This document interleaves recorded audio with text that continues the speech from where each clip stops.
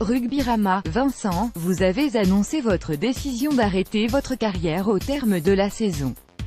C'est une décision de longue date ou finalement assez récente, Vincent Clerc, je ne m'étais pas trop posé la question avant, notamment sur le début de saison où je vivais au jour le jour avec l'envie de retrouver des sensations.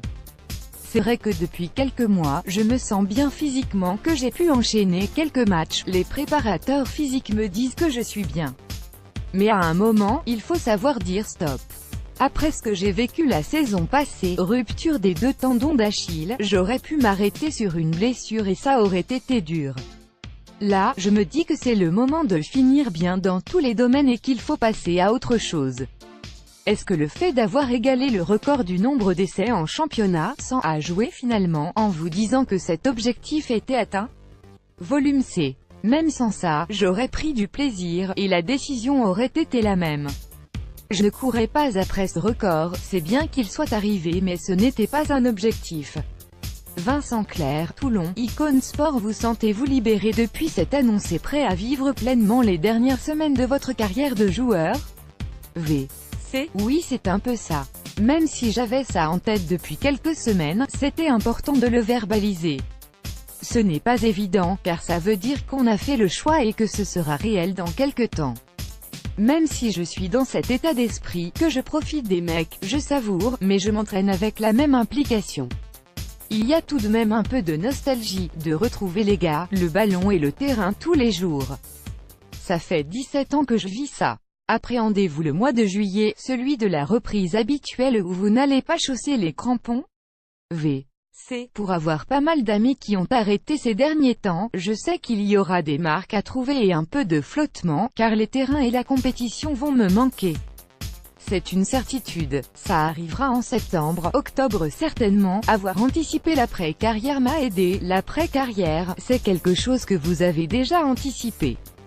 Cela vous a aidé également dans votre décision, V.C. Cela m'a permis de faire cette dernière saison en étant à 100% dans le rugby.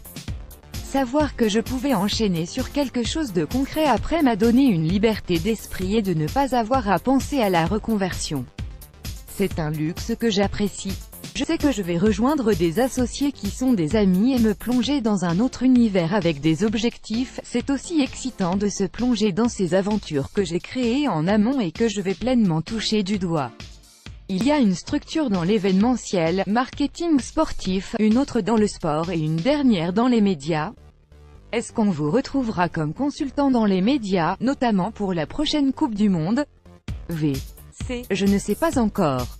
C'est vrai que j'ai envie de rester lié au rugby et au terrain. Pas trop proche dans un premier temps, car je veux prendre un peu de recul, mais c'est vrai que ces rôles sont intéressants car ils permettent de rester dans ce milieu. Ça me plairait, oui. Vincent Clerc, Toulon, Icône Sport. Le costume d'entraîneur vous tente-t-il? Volume C. À haut niveau, ce n'est pas vraiment dans ma nature pour l'instant. Ça voulait également dire repartir dans le même cycle, et même encore pire, c'est très chronophage. Je préfère être dans la transmission entre générations, c'est un des facteurs de réussite à mon sens, et moi ça m'a beaucoup aidé. Toutes les premières fois d'une carrière ont une saveur particulière. Quand vous vous replongez 17 ans en arrière, au début, comment envisagiez-vous votre carrière? V.C. L'envie de découvrir le haut niveau est arrivée très tard chez moi. Jusqu'à 17 à 18 ans, je n'ambitionnais pas d'être pro. Puis tout s'est décanté en quelques mois, en passant de Réchelle à la Pro D2 avec Grenoble puis finalement Toulouse. Tout est allé vite, sans calcul. J'ai toujours été passionné d'entraînement et de rugby, et quand c'est arrivé j'ai continué à être toujours dans cette optique. J'ai eu la chance de vivre cette carrière et d'être dans le plaisir. Ça n'a jamais été une contrainte de m'entraîner, de me relever de blessures, au contraire. Il s'agissait de défis, de prouver. C'est ça le résumé de ma carrière. Montrer que j'étais capable de jouer, d'évoluer en Pro D2, puis d'aller à Toulouse, car certains disaient que je ne pouvais pas, que j'étais capable de me relever de blessures. Qu'est-ce qui vous a permis de rester au haut niveau durant toutes ces années?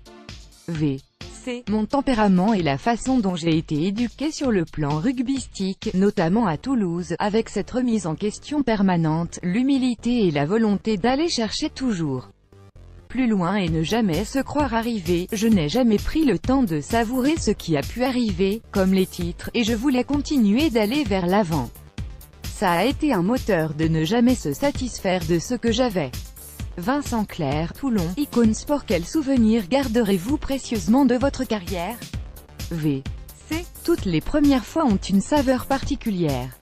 La première fois que je suis rentré dans le groupe avec Grenoble avec des joueurs que j'idolâtrais depuis tellement longtemps. Puis la première à Toulouse, le premier titre, la première avec l'équipe de France à Marseille, contre l'Afrique du Sud. Il y a une émotion indéfinissable dans toutes ces premières. Guy Novès a un rôle prépondérant dans votre carrière et votre vie. Comment percevez-vous votre relation, V.C. Guy? Ça a été presque 14 ans de ma vie à Toulouse. C'est sûrement la personne la plus représentative pour moi dans le rugby. Notre relation s'est construite dans un premier temps dans le rugby, après ça s'est développé personnellement, mais je pense qu'on va avoir une autre relation maintenant qu'il n'est plus dans le rugby et moi également. On a construit quelque chose de très fort comme il l'a fait avec beaucoup de joueurs, c'est quelqu'un de paternaliste. Il ne laisse pas indifférent. L'essai de Croke Park a été un tournant, parmi les 170 essais inscrits dans votre carrière, en championnat, Coupe d'Europe et sélection, s'il ne devait en rester qu'un, ce serait lequel?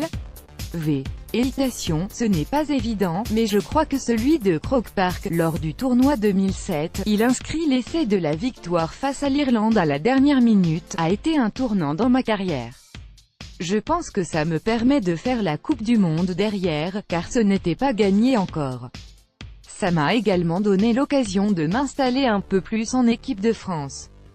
Je pense avoir franchi une étape à ce moment-là. Et si l'on devait garder qu'un match, volume C, les matchs face aux Blacks. Le quart de finale de Coupe du Monde à Cardiff restera quelque chose de puissant, dans un des plus beaux stades du monde. Il y avait beaucoup de choses, cette compétition organisée en partie en France, ce maillot, puis toutes ces choses qui se sont improvisées et ce que ça a donné par la suite.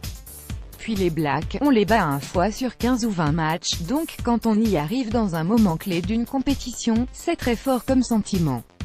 Je n'ai jamais pu revoir les images de la Coupe du Monde 2011, à l'inverse, le plus mauvais souvenir?